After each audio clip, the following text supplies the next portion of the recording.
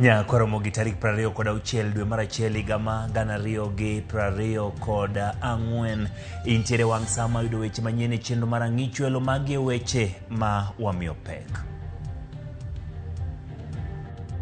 And no amount of court cases is going to derail our plan to change Kenya. Hiyo pesa yote wamesanya kutoka kwa wananchi kwa wafanyikazi juu ya housing levy waregesha, sio? Jatend piny William Ruto wacho ni gibiro maka apil e doho mamalo mogik bang' doho mar apil chungo chenro ma jogo osuru mar gero udi. It's quite unheard of that somebody just want to wake up one day and say that he's sending troops to 1,000 miles away in Haiti. Laws, processes must be followed. Doho mamalo goyo kum tero obila e piny Haiti koyango ni duol mar arita onge teko mar cholo obila oko ma pacho ka. Kaki nyalo chopo skundini en chandruok. Gimomiyo jopuonj masikri ka pok oyudo gimiluongo ni hardship ok ang'eyo. Jopuonj gi jopuonjre masikri Jerusalem ywago chal marach mar skundno.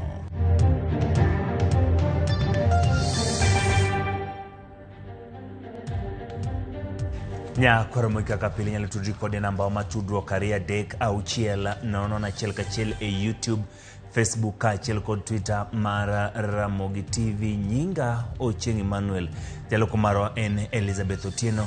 Bed kode chakruok nyaka giko machiegni. Oganda jo Kenya yudo fungruok bang' jo albuche adek mag doho mar apil tamara wito ng'eto mar doho mamalo manoyango chenro mar gero udi manego yueyo kaka madhi ataro kod chik. Jo albuche Lydia Achode, John Mativo kod Paul Gashoka ong'ado ni en dwaro mar jopiny mondo sirkal ochung juogo jotich 1.5% mar osara margi nyaka bitiek winjo burano.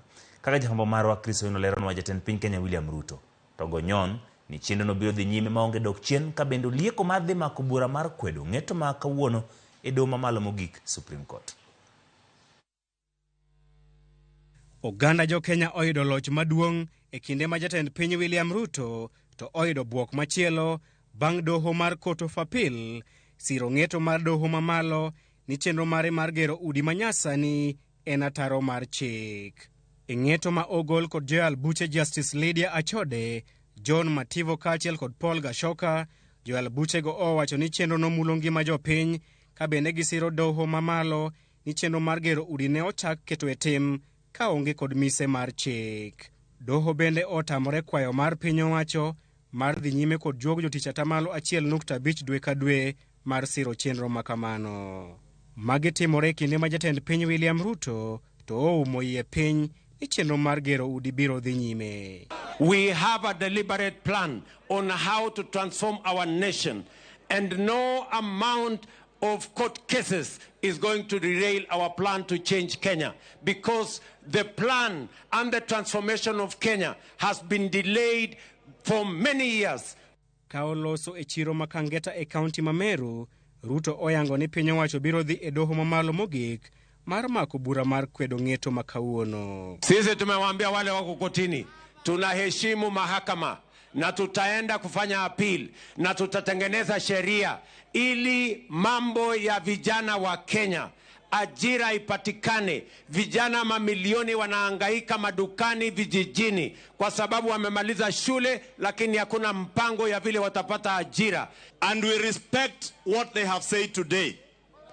But since they have said they will have an expeditious hearing of the housing levy matter in the Court of Appeal, we want to ask the President of the Court of Appeal and the Chief Justice that expeditious hearing should be within 3 or 4 days maximum, so that you allow the government to continue with its housing program. Jatend piny bende odhi nyime kod seyo joma osebedo ka chwalo buche e doho mar kwedo chenro mare mar gero udi. Tunapanga kuhakikisha kwamba vijana 1,300 watapata ajira kabla ya mwisho wa mwaka huu.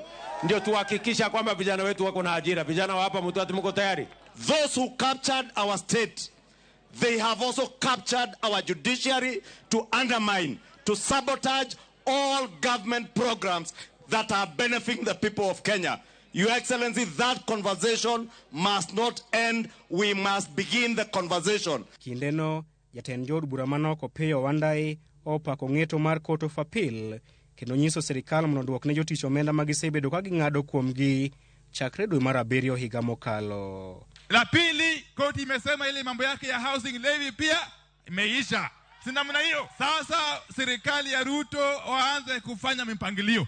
Hiyo pesa yote wamesanya kutoka kwa wananchi kwa wafanyikazi juu ya housing levy waregeshe, sio? Chenro mar gero udi en achiel kuom chenro madito mag jatend piny William Ruto, kaachiel gi mise maduong' e chik mar omenda mar 2023. Chris Owino, Ramogi TV, Nairobi. Kapod wantiere wachno seche manok tok doho mar apil goro ng'eto mayango osuru ma ing'ado ne gero udi mane onge gonyore kaka madhi ataro kod chik oganda jo Kenya wuok oko mar yango pachgi ewi ng'etono. Jong'ad buche Lydia Chode, John Mativo kod Gashoka ne odagi kwayo mar piny owacho mar puodho osuruno kama okumo oganda jo Kenya ruako kama moko to kwedo ng'etono. Thoth jopiny onyiso mor margi ewi ng'eto mar doho mar apil mokumo ng'eto mar osuru mar kwana tamala 1.5 ya osara kagiyango ni mane en fuong'ruok ne oganda jo Kenya mosebedo kod osigo e weche mag osara kod yuto e seche ma ochumi medo rochore. Koto timo gima duong' kendo koto konyo jopiny. Nikech kwa ng'eyo housing levying utegi osega bedo kigero gi gato pok waneno kama japiny manyaka mondike sirikal kawuono ochako chulo pes ute mokiekra no boro dake. Sirikal dadiyo jopiny mok ber kech igero ni ot ming'eyo moking'eyo kuma utego idhi dake kod iboluongi ni dage tich adi. Koro wan wa support court mondo kodo chunga motegno. Gik moko kaka ot mane igero michuno godo jino nonego beni ne gima jo cooperative society mane timo to mana ne jogo mane chunygi oyie mar mondo mi otimnegi no konego beni kete ga chune. Iko sawa juu sahi ile kitu yenye watu wanaangalia sahi ni ile kitu yenye itasaidia hao. Wengi wetu sana hatutaki hata watujengee nyumba, tunataka vitu ya kujijengea mwenyewe. Kumachielo, moko mogando nyiso ng'ur margi ewi ng'etono kagiyango ni okang' mar doho chungo chenrono duoko piny Kenya chien. Kaluwore ni thoth oganda maonge tije ne oyudo kuonde gago, bende giyango ni chenrogo ne obiro e kinde makare manok mar tije okwako Kenya. Apingo kot mar Kenya wito oko agenda mar sirikal mar gero ne ji udi ma bechgi yot, kendo tijni ne ondiko ji mang'eny mane jo Kenya mang'eny, vijende mang'eny oseyudo tich, kendo sani koro gidhi koso tich. Nyiso ni vijende mang'eny dhi dok e kuo kendo gidhi nego ji mang'eny kaluwore ni koro gikoso tich. Koro apil kendo akwayo sirikal ni mondo giduok kese kot e doho mar Kenya mondo mi odogo non wachno maber, mondo mi jo Kenya oyud haki. Kuko pigo kubwa sana kwa serikali kwa sababu jambo hili lilikuwa limeajiri watu wengi. Magitimore seche ma piny owacho yango biro mole doho mamalo mogik mano ma Supreme mar mako apil kagidwaro mondo chenrono odhi nyime. Ewi wachno, oganda jo Kenya oyango to margi e chenro mar apilno kagilero ratiro mar mako apil e seche ma moko dwaro mondo piny owacho oyang chenro mar duoko omenda ne jopiny. Koro nikech sirikal kata mana ker be chik oyiene no nyalo dhi e kot machielo mondo mi oyud kaka ng'ado pesa wano e yo mayot. Odhi adhi e kodno, lakini wan kaka jopiny wambe wabiro dhi mane kodno nikech pesa wa mano osebedi king'ado nikech gini ne kot oseyudo ni en gima ne time tok chik. Pesa wago mondo duoknwa e bengi wa kuonde mane ng'ado gie, oduok gi account wa mondo wayudgi. Ile tuomba ile yenye tulikuwa tumekatwa awali turudishiwe. Musigo ilikuwa imekuwa kubwa mingi sana kwetu. Nanda kuangalia siribu napata siribu hakuna kitu. Maduong' modong' en rito ka piny owacho biro mole doho mamalo ma Supreme kendo mako apil ewi ng'etono ka oganda jo Kenya pod biro rito gi liyo ng'eto mar doho e osuruno mosekelo liet kod twak makoni kod kocha e dho josiasa kod kidienje mopogore opogore.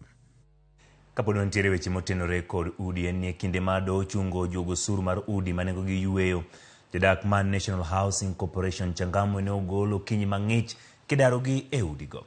Nae mondo mino chiw thuolo ne piny owacho gero udi manego gi yueyo tok daro jodak kuonde muko udigo.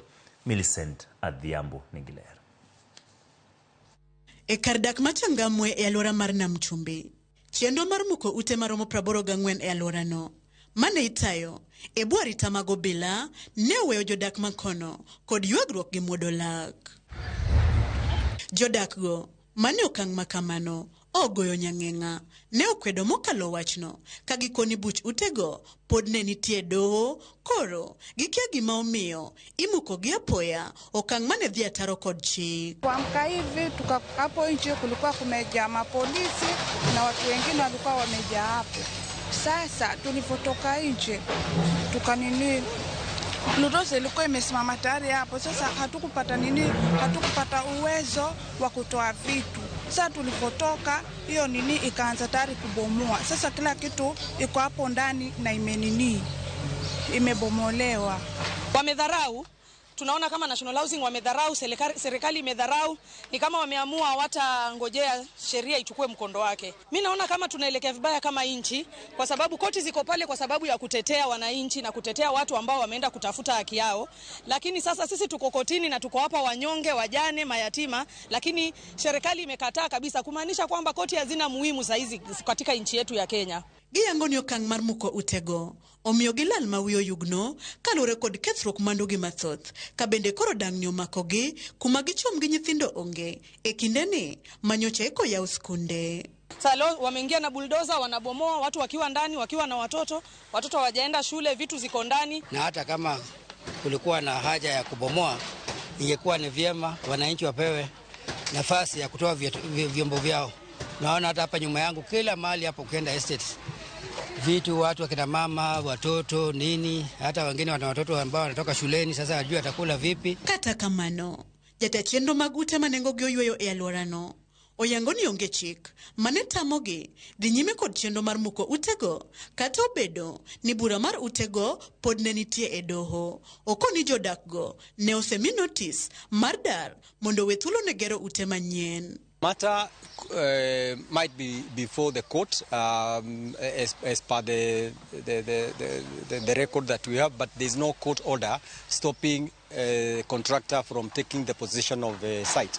Nor is there any order saying status quo or whatever condition to be maintained. Magi otimore nyiriri machuok kende to jo Kenya yudo fongruok bang' doho ma ochung' ne winjo ng'ur tamore golo chik mane ochungo chenro mag choko osuru mag udi manengo gi ogonyore. Millicent Adhiambo, wang' jowi mar Ramogi. Duol mochung' ne kedo kod mibadhi e pacho ka EACC oduoko lope 6 mag piny owacho mane oyaki kod ji giwegi kaunti ma Kakamega e lwet piny owacho. Kanyakla udigo yang' ni bechgi romo shillings milion 85. George Juma nigi mathoth. Duol mochung' ne kedo kod mibadhi e pacho kae, the Ethics and Anti-Corruption Commission, osebedo ka timo apedha ne jogo moyako lopego mag piny owacho. Apedhani osebedo ka dhi nyime e counties mopogore opogore, ka sani duol ne ochopo e kaunti ma Kakamega. E kaunti ma Kakamega, duol ni oduoko lope piny owacho 6 manengogi romo milion 85 mayande ne oyaki kod ji giwegi e kar dat mabili mayudore e bomano ma Kakamega. The 6 properties that we have recovered within this area, that is the Milimani Estate, they are prime parcels with structures thereon, and the market value, that is the cumulative one, is 85 million Kenya shillings. Achiel kuom lopegi mane yaki, maduolni bende nyaka sani koro duoko ni piny owacho, en lo ma jalup county commissioner e subkondo ma Kakamega East odake. Lono mobok ne somo nen mano mar ng'ato giwegi. We are visiting those assets, and one of the assets that we have visited is this particular place where we are now. That is the official residence of the Deputy County Commissioner of Kakamega East, which is one of the 6 properties that had been grabbed by private persons, and EACC has been able to recover and return the same to the government. Jagol wache lo duolno makedo kod mibadhi e pacho kae Eric Ngubi wacho ni kaunti ma Kakamega en achiel kuom counties mantiere kod kwan mathoth mag ji moyako lopego mag piny owacho. Do nyaka sani oseketho bok mag lo manigi nying ji giwegi kendo nyiso registrar ni ochiwo bok manyien e nying piny owacho. Blok 3 mar namba 239 manie nying Michael Musula Wenzeta manengone romo milion 7. Blok 3 ma namba 276 manie nying Frida Samba manengone romo milion 4.5. Blok 3 maen namba 261 manie nying John Katumanga kod machielo blok 2 mar namba 262 kanyakla manengo ne romo $13,000,000 blok 3 namba 64 maen mar Jacqueline Musalia manengo ne romo $26,000,000 kod blok 3 namba 242 mane nying Eunice Mugala manengo ne romo $30,000,000 gin magoeko maduolno mar ECC koro duoko ne piny owacho. Duolni makedo kod mibadhi wacho ni lopegi moyaki kod ji giwegi koro itimo kagitende kod moko mapisas matie migaono maloho. For the 6, the commission recovered them through the court process, that is litigation, and we successfully returned the properties to the government in the sense that the court has nullified the title deeds. Duolni mar EACC pod nyime kod tima pedha ni lope 20 mamoko mag piny owacho mantie kadak Milimani e kaunti ma Kakamega. EACC is pursuing 20 other properties in this area, including 8 parcels that are already in court. The cases are undergoing adjudication before the courts, and 12 others that are under investigation. Tend duolni bende olone gidhi nyime kod tima pedha ni apisas matiyo kod migao maloho ma osebedo katiyo kod ji giwegi mar yako lope mag piny owacho. George Juma, Ramogi TV. Kawadok e weche mag doho mamalo kumo chenro mar piny owacho chwalo bila e piny Haiti mar konyo chiwo arita e pinyno mosebedo ka nigi nok mag arita. Jang'ad buche Chacha Mwita wacho ni keni duol mar arita ma pachoka onge kod teko mar oro bila ma pachoka e pinje maoko. Kamito mar ni duolno ero nyalo mana oro jolweny ne tije kaka chwalo kwe mar chwalo bila to gitimo e tok chik kendo ok owinjore kata matin. Piny owacho kata kamano e andika margi wacho ni gidhi mako apil ne ng'eto ma kamano kata bed ni gimiyo luor ng'eto mar doho.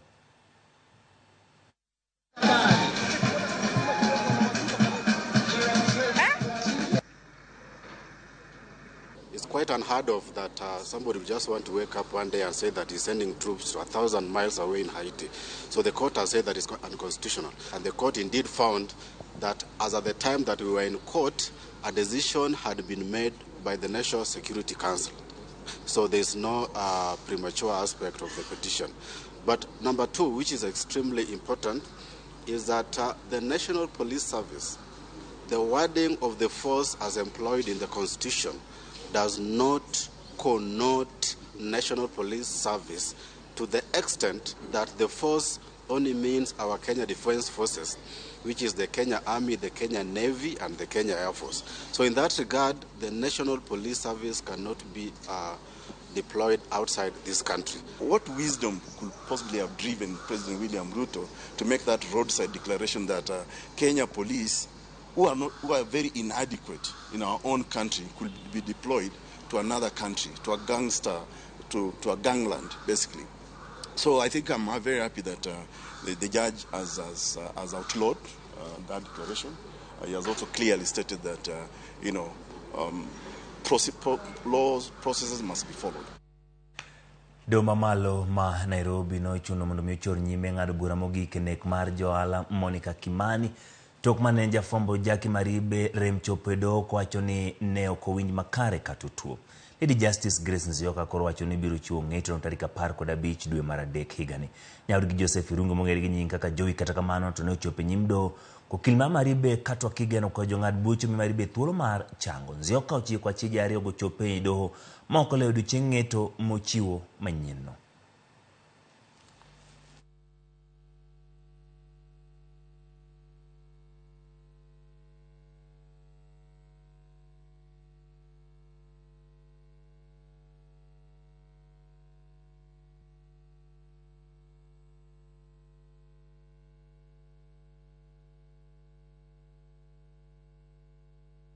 I have looked at my diary, and the court is not available the rest of the month of January and the whole of February. They'll still be on leave by 8th of March, but I offer to give my 8th of March to 2 matters for judgment. Professor Nandwa, please confirm you are in those matters. I do confirm. Yes. Are they light or heavy matters? Please share with us. They are very heavy matters. Yes. Heavy matters. So there are 2 heavy matters. Most likely I'll need 8 hours or so to deliver judgment in those 2 matters. So we can't fix this matter for 8th. All right? So what is the next date? 15th? 15th is available. So my earliest date then would be 15th of March. Ekora mag jong'ero kamano kuom medo bedo koda e chenro mar ang'icho luntie jogo maloso koda morna ote kaendi jatend piny Kenya William Ruto etiyo koda goko nyaka mendo lu chik to luor do apoyo do nikech kata utego jopiny kaka gibiro dakie mano Fred Osuru ka intie Dandora Phase 2 kamano Fred kuom kete Ramogi TV. Fred Ouko jakanyadoto osod neno weche manyien kendo iwacho ni untie kete Ramogi TV kod ji mathoth kanyo kamano kuom kete kaendi kendo neno wa Moses Olocho jono Chieng Emmanuel aneni makare gimatimore ni doho osechako nyiso ni gino gitimo ting ma omigi omiyo gichung' mana motegno mondo migi kony oganda jo Kenya. Erokamano Jojo Tieno Ng'ondo neno weche manyien ka intiere gi min Talia. Erokamano kuom kete Ramogi TV. Ang'ichwelo nabi wuodo nguta Ramogi ler Migori wacho ni jadolo Bishop Omolo mar CIJ wacho ni gin bende ginena. Erokamano kuom kete Ramogi TV. Manuel Samuel Okayo neno weche manyien gi Roda Owino. Jatend piny oyie omi kot luor okomor kode. Erokamano kuom kete Ramogi TV. Nyakora mga joang kik dhi mabor pod wantiere kod mathoth moikoni chenro mar ang'ichwelo.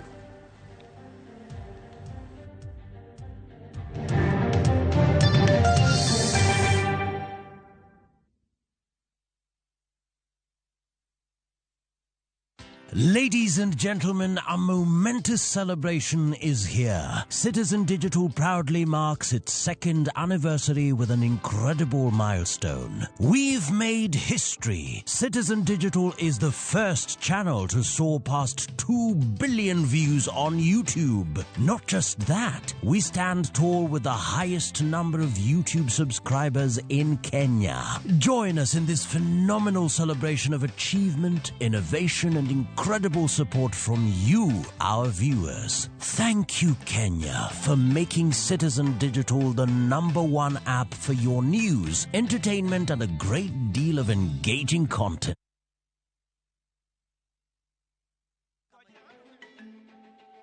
Who is a true partner? They go out of their way to help you. They do not hesitate to go the extra mile. And they're always there standing beside you. They step in when you need them the most. Because a true partner is a partner for ground. KCB Bank.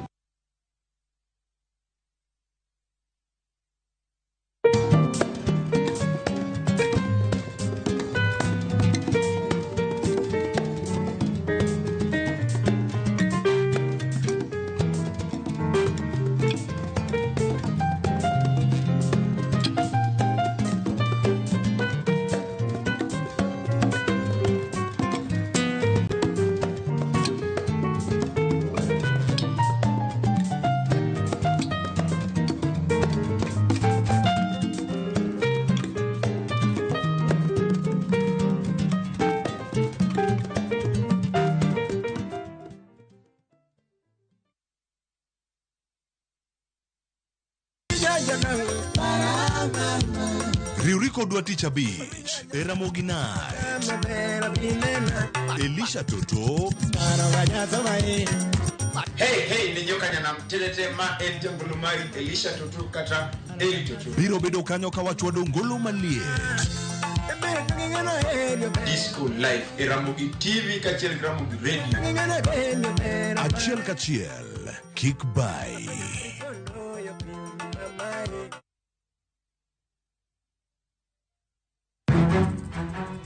Samoro hera biro gi lit kod kuyo. Akwai ni monde ng'wonna.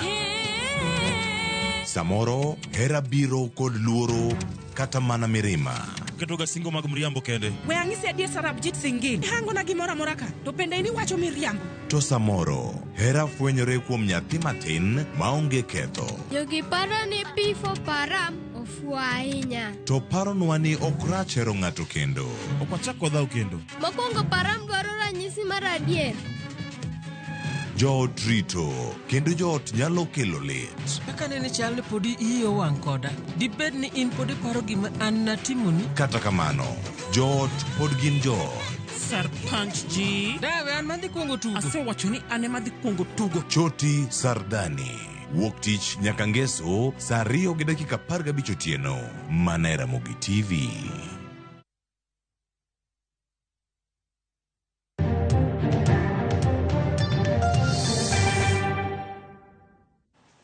Erokamano kuom medo kete Ramogi TV. Wadhi nyime kod weche manyien chenro mar ang'icho lontie joma bende loso koda obedo gi thuolo mar somo ote gi tok report machal kama chenro machwalo paro wi okumba manyien mar thieth mar SHIF mano chakore chieng' tich ariyo juma ni e yor mbui gi andika ibiro chak chwal e kor gwenge chakre wuok tich juma manyien. Chenro ma kamani geno ni biro rumo dwe mar adek kama oganda jo Kenya biro chako chwalo chudo mag ne migawo mar omenda ma osepodhi kaka gulu mibiro ore omenda go. Sharon Ong'ao nigi mathoth. Ndalo matin bang' doho wito oko bura manitamo migawo mar thieth kete tim chenro mar okumba manyien mar thieth SHIF. Jatend migawo mar thieth Susan Nakumicha okwayo jopiny mondo wuog oko e kar romre margi mar golo pachgi e wi okumba manyien mar SHIF.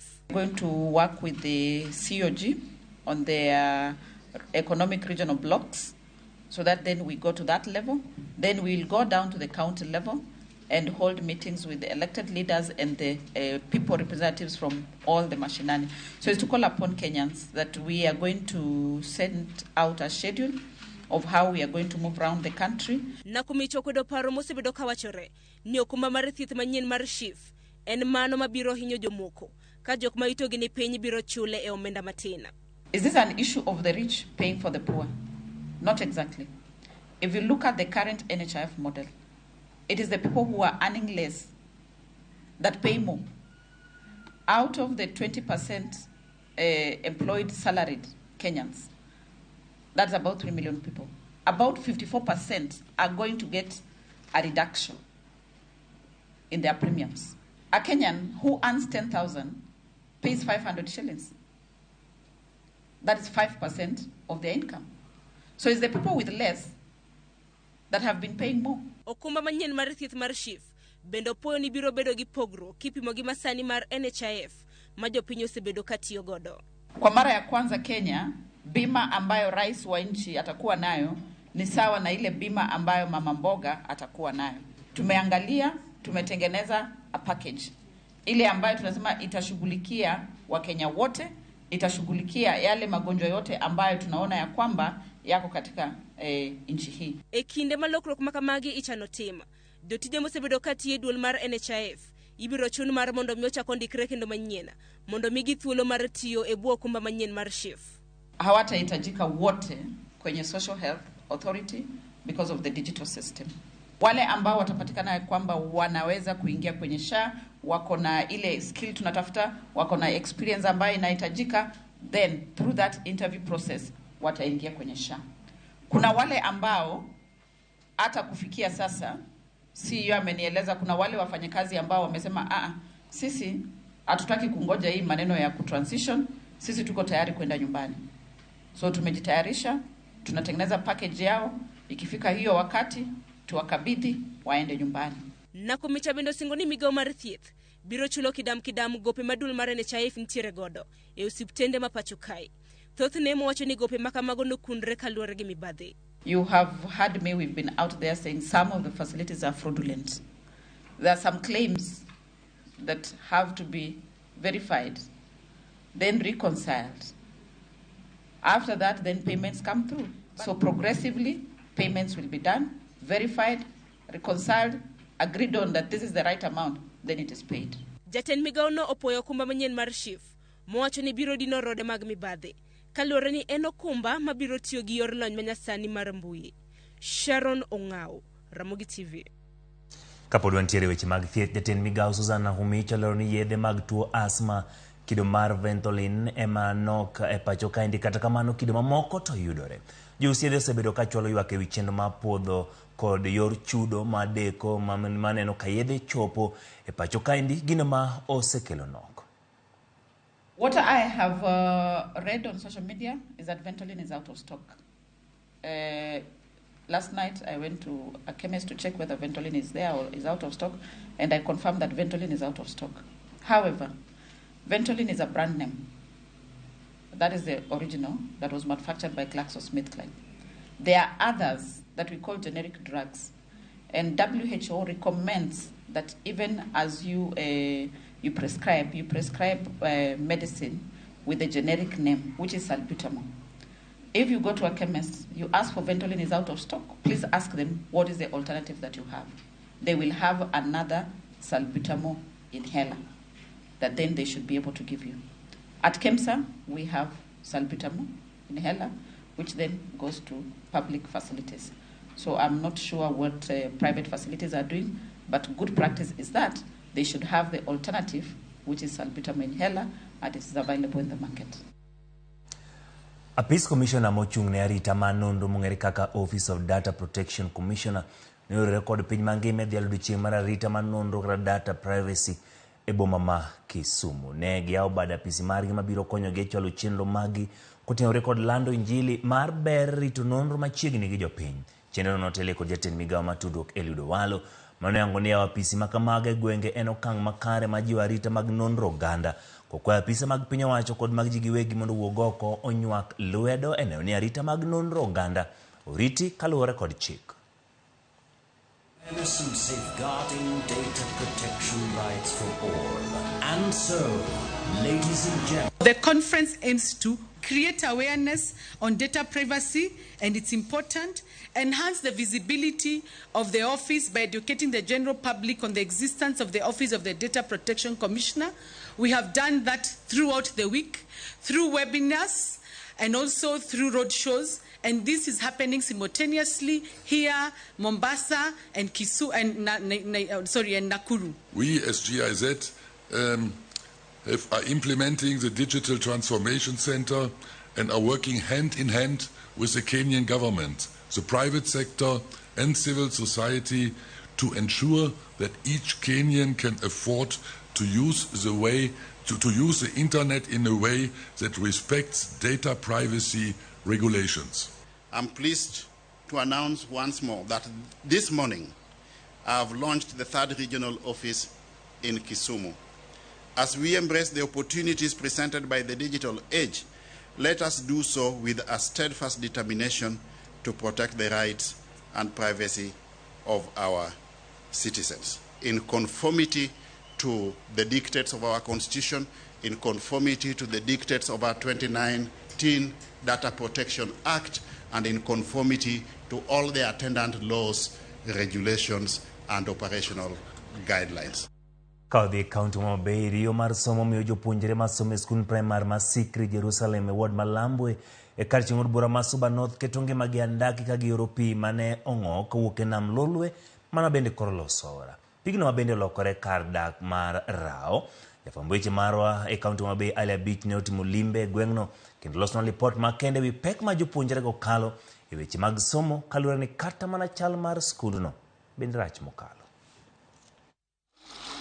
Chuny sa abiriyo mar odiechieng' jopuonjre skul primar ma Sikri Jerusalem e kachud bura ma Suba North yoro pi malich ni ka giting'o wuoche lwetgi ka gidok e miere migago mar odiechieng'. Pi mane odino yo ma jopiny ne luwo kaluwore gi pong' mar pi nam Lolwe, wang' pi ma bende jogweng' ochako ni amuna ma osekelo negi pek e yore mag wuoth. Jopuonjre gi ngimagi ni andaki nikech alwora mar pi ma giyoro odiechieng' ka odiechieng' ni kod repe mathoth ma bende osekata monjo jogweng' moko, kendo kata mana ngima jopuonj kod jogweng' bende ne kama rach nikech onge mar daraja ma ginyalo tiyogo. Wantiere gi different challenges. Maduong' en accessibility of the institution. Kaka inyalo chopo e skundni en chandruok. Nitiere kamoro namuna marao lawe nyithindo mang'ado ka e sikul gi mabiro e sikul, ka achiel gi jopuonj mabiro e sikul kendo wa sikul. Koro amuna osechandowa for so long nikech en pi ma koa e nam ma kosebiro riwore to koro Sikri ka koro en kamoro miluongo ni an island. Rao lao ji, yesterday nyoro ne rao okayo ng'ato ka ng'ado kanyo, jopuonj koa sikul rao lao, nyithindo moa sikul kata maduogo sikul bende rao lao, to en kama wasewacho kendo wasewuoyo. Bang' ka jopuonjre gi oseyoro pigni, giyoro bungu maliche gode mag Sikri, ka giwuotho chiegni kilomita 7 ka gidhi manyo rieko e skund primar ma Sikri Jerusalem, kendo en wuoth marabora ma bende olo jopuonjre kaluwore ni kata yo malong'o madhi e skundni bende onge. Wayoro pigni achiel kachiel mar dhi neno chal mar skundeni ma wayudo ka ni kod midhiero ma opogore, kamoting'o chal maricho mag klese, onge mag ute jopuonj kod onge mar teko stima ma jopuonjre nyalo tiyogo e chenro mag somo. En sikul moro ma wanyalo wacho no bedo abandoned by local leadership. The area member of parliament en ng'ama nitie, the MCA nitiere, we also have even the governor.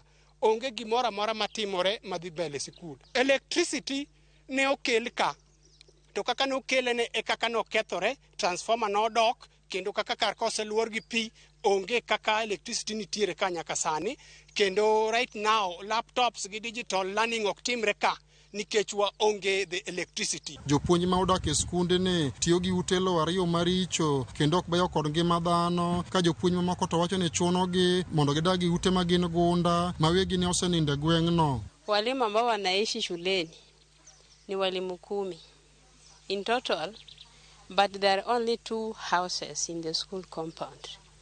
Walimu wanahangaika wakitafuta mahali pa kuishi, ambapo unapata mahama ambapo watu walikufa wenyewe walikufa. Sasa mahali hapo ni unapata mwalimu anaenda kuishi, na unaishi katika nyumba ambayo kaburi la mwenyewe liko hapo nje. Tunashtuliwa sana. Sama koro jopuonj winjo matek magigombo te kicheko TSC portal mar transfer, ibiro ng'iyo ni all the 8 teachers mantiere karka no manyo transfer mondo mi giwuogi, to koro TSC pod odagi ni jogi ok nyal wuok, nyithindo dhi dong' kendgi. Ang'o momiyo the local leadership ok nyal kawe as their responsibility? Tend riwruok makedo ratiro mag jopuonj nate bade ma Suba North ywago chandruok ma jopuonj kaachiel kod jopuonjre ma Sikri Jerusalem osebedo ka kale kane gikwayo sirikal mamalo kod mano mar kaunti mondo yie omanye kaka inyalo kony midhiero ni. En gima lit ahinya kineno ka nyithindo matindo yoro pi kar kendgi, tiduogi nyisi ni koma giyoro ni rao be odak e bathe ka, to gima duong' wang'eyo ni somo en gima ochuno, kendo somo en gima ber. Somo ni be makelo dongruok e pinywa ma Kenya ka. Jopuonjwa man Sikri Jerusalem ka be kale thagruok mane waneno kawuono ni. Wakwayo sirikal mani malo mondo ng'iye jowa gi wang' mang'won, mondo dipo olosnwa kata daraja moro malong'o mondo nyithindo gi jopuonj gi jodak makae owek yoro pi ka gibiro koni. Kaneno ka en komoningo be ni luongo ni hardship area. Gimomiyo jopuonj ma Sikri ka poko yudo gimiluongo ni hardship ok ang'eyo. Teme uru mondo ulosi mondo jowa ma jopuonjwa gi nyithi sikul gi jogweng' oyud kaka konyore. Riyo mar somo miyo jopuonjre ma somo e skul primar ma Sikri Jerusalem ngima gibede andaki mokalo ka giyoro pigni endi ka gidhi dwaro chenro mag somo. Kwayo mar jogweng' kaachiel kod jopuonj e skul endi en mondo mi sirikal owinje ywak margi mondo losnegi aora ni endi mondo chenro mag somo kaachiel kod yore mamoko e gweng'ni endi kik bed kod ng'ikruok. Ali Abich, Ramogi TV, Homa Bay. Erokamano Ali Abich kuom lipodno mar riyo mar dwaro yudo weche mag somo. Kadhi nyime kambi mano miyo rak mar gero kambi rech Masori moger kod omenda mar shillings milion 140 oloro dhoudi mag kambi no, kendo jolupo ok nyal dhi nyime kod loso baraf magitiyogo e kano rech nikech mae timore kaluwore kod rem mar piny owacho mamalo chulo gowi mar shillings milion 14. Jolupo mag rech e gwenge mag Nyatike maendo osebedo ka yudo baraf e kambi no. Kotele kod jakoma dhowath Malwanda Julius Oyango wacho ni kambi ni sani loro dhoudi kendo chenro mag loso baraf duto chung. Giwacho ni sani gintiere kod pek e yudo baraf magitiyogo e kano rechgi, kendo gidwaro mondo piny owacho mamalo tiek midhiero ma okwako kambino. Tend migawo mochung' ne rech kaunti Migori yango ni kambi rech ni oloro nikech piny owacho mamalo pok otieko chulo kambi. Mano miyo rak. To county note matek gi national government mokelo yot mo oyawe, to bang'e sama noyawe no tiyo matin gimoro 1-2 week kama mano wachako yudo ice. Kendo no konyo maber kabisa nikech weche mag rech koro ne dhi makare. Kata rech ogo modeko, kata bei pod rach. To wanyalo store rech mondo mi wayud nengo maber. To kapoko otiyo, ochako winjo ni nitie default. Ma koro nyaka gi sani pod nyoko dhi mbele. To wagombo ni mondo mi odhi mbele nikech wan gi sida mar kaka ice mondo mi wayudi.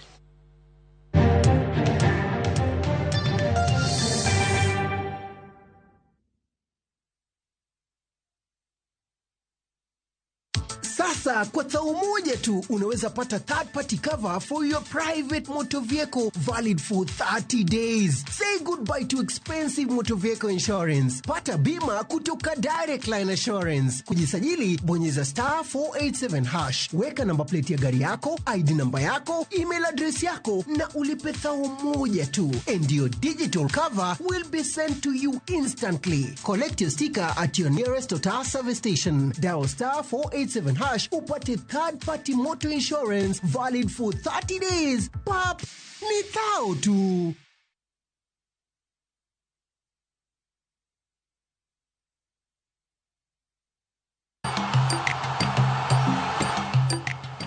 Mohamed Kudus en jatugo masulo mar adhula mawuok e piny Ghana matugo kaka jatugo ma edier pap kendo maloyo ne tim noendo mar Premier League mong'ere kaka West Ham to kod tim mar piny Ghana.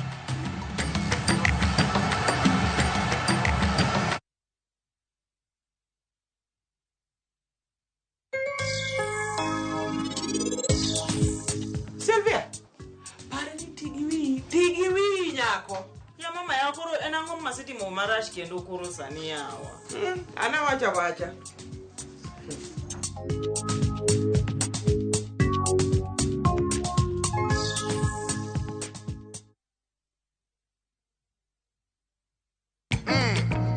Don't joke bwana. Kitumbe mowa kelonu otenore endhadhu magi. Dongi chalo nagan. Oguyo kakisungu. Ramogi Night chenro makeloni luwo benga luwo rumba kachiel gi ajawa. To kure kodwa bedo monde isore.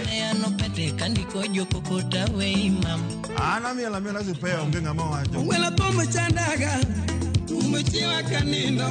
Ramogi Night. Tumoke kawia. Makinungo. Ticha Beach sangweno tieno.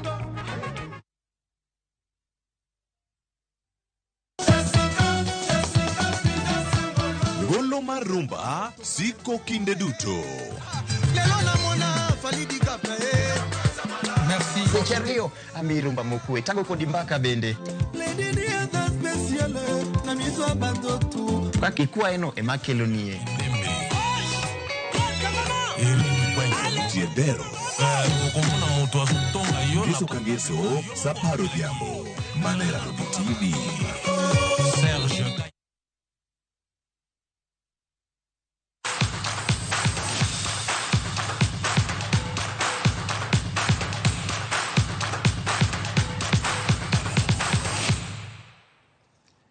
Tim mar Malkia Strikers gi wafalme matugo tuke mag volleyball kidieny ma wakeini gi yawuoyi kaluwore oyore tuke mag Africa Zone 5 Championship mibage boma ma Cairo e piny mar